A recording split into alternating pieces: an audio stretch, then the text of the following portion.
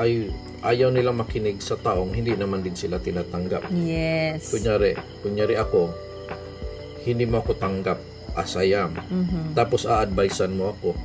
But hindi ako makikinig sa'yo, di ba? Yeah. And sometimes, hindi natin alam, baka yun ang pakiramdam ng anak natin sa bahay. Ito, naka-attend ako kay Franciscong. Doon sa event ni Franciscong, sabi niya, yung anak daw niya, marrying age na. Pero,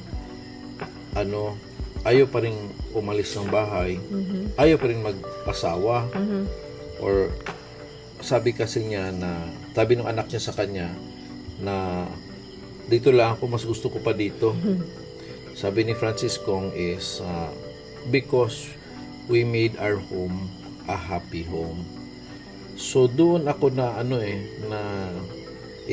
natamaan ako doon na I want that for my family. Yeah. Na ang prayer ko na sana ganun din yung anak namin, na kahit may edad na sila, Ayaw pa rin umalis sa atin. ayaw pa rin umalis ng bahay, ayaw pa rin sanang mag-asawa. Pero siyempre, i-allow natin yan. Pero magandang ma-achieve yung gano'n na yung mga anak mo ayaw talagang umalis sa inyo kasi nga masaya ang bahay. So, yun yung natin, yun yung desire natin. Yes. And so far, thank God, si Patty is already 22. Parang baby pa rin no? Oo. Parang Sumisiksik pa nga sa amin ni Richard pag natutulog, 'di ba? Minsan biglang humihiga sa gitna nating dalawa tapos nagpapa-embrace. Baby so, pa rin. parang niya, parang nafe-feel natin na there's no other place para sa kanya na maging masaya siya kundi dito sa bahay. Yes. So, thank God, so far, nakikita naman natin ganun. And yung nakita natin kay Patty, yung paano natin siya hinandle, gusto natin i-share din sa kanila. And of course, meron pa tayong, si Patty is 22. Si Amanda is 17 and Rich is 14 years old. So, may mga dalawa pa tayong teenagers. But so far, by God's grace kay Patty, nakita naman natin yung development, and I do believe she considers our home as a happy home. Yeah, a happy place. home, yes. Because they are accepted here Yeah. rather than any other place. Yun yung aim natin. Na ang tao kasi, lahat tayo naghahanap tayo ng acceptance. Kahit tayo, di ba? We want to be with people na tinatanggap tayo as we are. Hindi tayo ginajudge. Hindi tayo kinokondem. Hindi tayo kinokondem.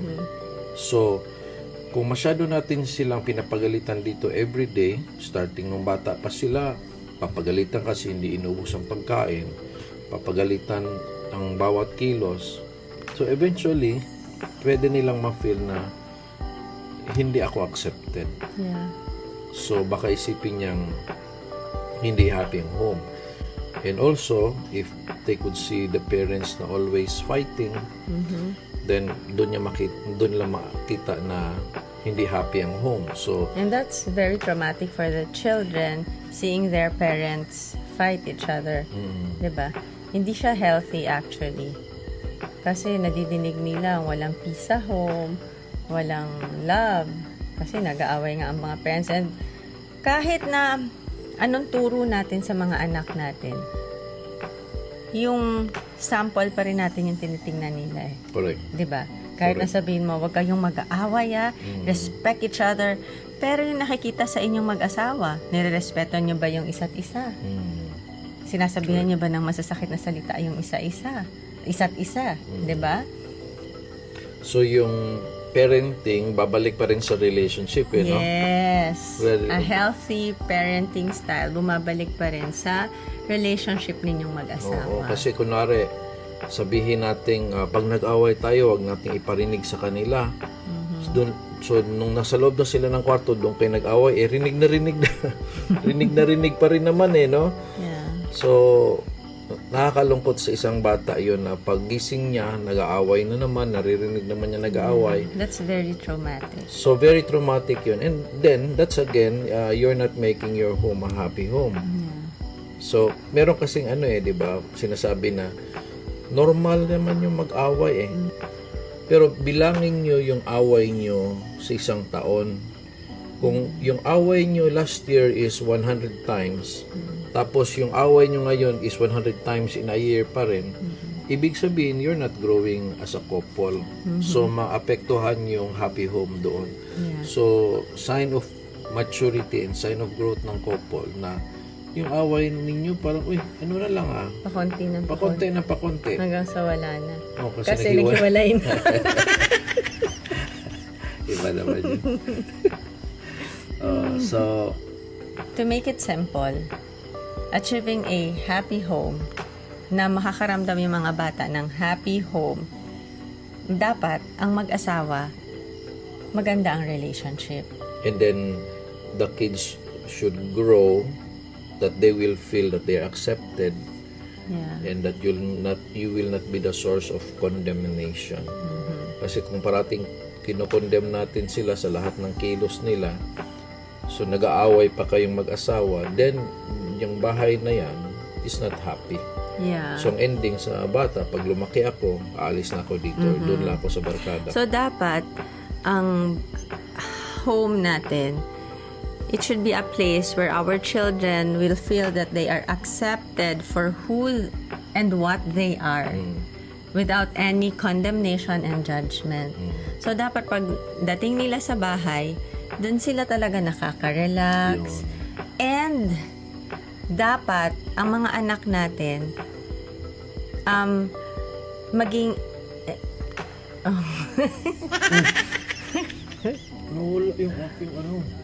and dapat ang bahay natin should be a safe place where they can share their feelings, share their thoughts, na hindi natin sila papagalitan. Correct. Kasi pag sa bahay, kapag ang bahay nyo ay gawin yung isang lugar na, 'di ba? Madalas kasi pag may gustong sabihin, lalo na yung mga teenager natin, mostly sa mga parents. Totoo naman minsan, 'di ba, nakaka-annoy ang mga teenager kasi yung pagiging teenager nila. Pero minsan konting kwento pa lang babarahin na agad ng magulang. So yung mga bata, makakaramdam na ay hindi pala ako pwede mag-share ng feelings ko, mag-share ng secrets ko, or mag-share ng mga issues ko sa life kasi magagalit sa akin ang parents ko. Dapat tayong mga parents, magkaroon tayo ng ears to listen to them and look them straight into the eyes na para mapakita mo sa kanila na interested ka sa sinasabi nila. And it's also a form of showing them that you are there for them. Kasi kanino pa ba magsasabi yung mga anak natin? 'Di ba? Kaya kung hindi sa atin, syempre ang takbuhan niyan yung mga barkada. Hindi natin sigurado kung yung mga advices ng barkada nila na ibibigay sa kanila ay makakabuti sa kanila. 'Di ba? Correct. Kaya maganda kung kayo sa bahay nyo, open kayo sa each other without judgment and condemnation. Correct. Kasi ang tao kasi ayaw nilang makinig sa taong hindi naman din sila tinatanggap. Yes. Kunyari ako, hindi mo ako tanggap as I am. Tapos a-advisean mo ako. But hindi ako makikinig sa iyo, 'di ba? Yeah. And sometimes hindi natin alam, baka yun ang pakiramdam ng anak natin sa bahay. Because of our love, we tend to correct them every hour. Lahat na lang ng kilos, i-correct. Yes. Kasi, akala natin yun ang form of love natin. Yun akala natin yun yung pag-show ng love natin. But for the kids, minsan, aanoy na yan sa atin na parang, ano ba, bakit lahat na lang ng ginagawa ko mali? Bakit lahat na lang sinisita? Yun. 'Di ba? Bakit lahat na lang parang dapat iko-call ang attention ko? Dapat minsan, parents, you should also reflect and think it over na parang minsan isipin mo daw, mag-reflect ka na, wait lang, lagi ko bang pinagdagalitan yung mga anak ko na konting kibot lang pagsasabihan ko? Natural sa atin yan, naintindihan ko yan dahil magulang din ako. We just want the best for our children. Correct. Kaya nga, madalas na parang papagalitan kasi gusto natin maayos sila. Yes, but minsan dahan-dahan lang. Dahan-dahan lang. Kasi yung mga bata, hindi nila naiintindihan talaga minsan na kaya tayo nagagalit or pinagsasabihan natin sila dahil para sa kanila yon. Minsan ang gusto lang ng mga anak natin is intindihin sila, yakapin sila, comfort them, and let them feel that they are safe with you. Correct. Ama yung kinukorek natin sila, pero always put in our minds na nafe-feel ba rin kaya ng anak natin na accepted pa rin as they are dito sa bahay. Careful tayo doon. Kasi sometimes dahil tama tayo at mali sila, we tend to over-remind, to over-scold. So ang feeling ng bata, hindi sila accepted masyado.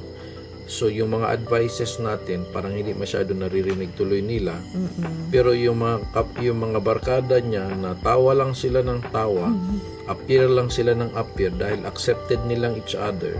Oras nag-advise yung barkada nila, nakikinig sila.